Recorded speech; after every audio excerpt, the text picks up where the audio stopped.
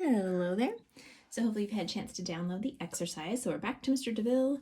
We are now going to calculate the net present value for each one of his competing projects. Remember, he has a book binding machine, and then he also has a printer. If you remember, the printer had even cash flows and the book binder had uneven. And I just went ahead and reprinted them from page 1 of the handout here for my convenience. Sorry, I didn't do that on your copy. All right, so we have the year here. We have our cash flow. We're going to have, it's the same formula if it's uneven. It's just the table that's going to be different. So remember, we take cash flow, we multiply it by the present value factor. That gives us our present value of net cash flows. Present value of cash flows, okay?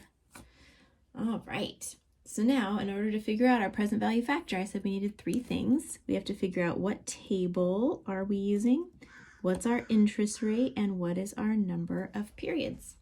So if you go back to page 1, the expected life of the bookbinder is 7, so that would be our N. Here we're told management hopes for a 12% rate, so that is our I.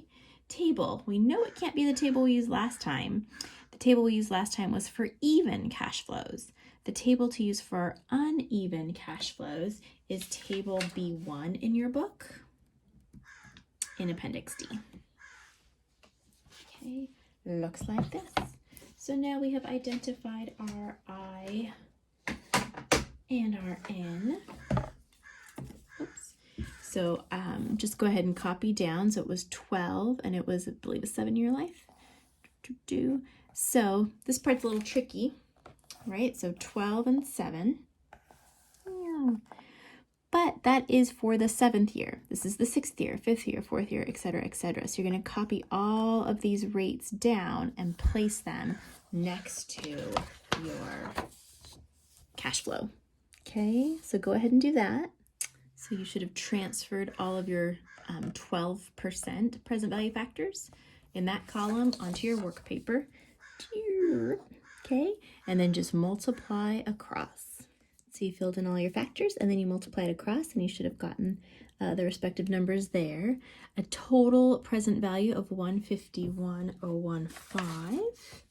Remember, then we need to subtract the cost. Okay, so subtract your cost. Remember the cost for the bookbinder machine, if we go back, the bookbinder machine is $99,000. You can tell we're still going to get a positive number there.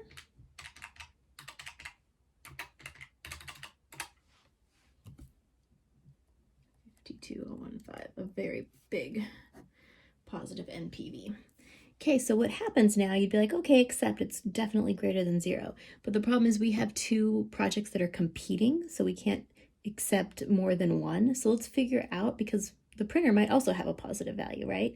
So we're going to pick the one that has the larger positive value, will be the one we recommend. Printer has even cash flow, so you should feel pretty comfortable working through that since we did an example a few videos ago. So maybe try this one on your own and then watch the next video to see if you got the right answer.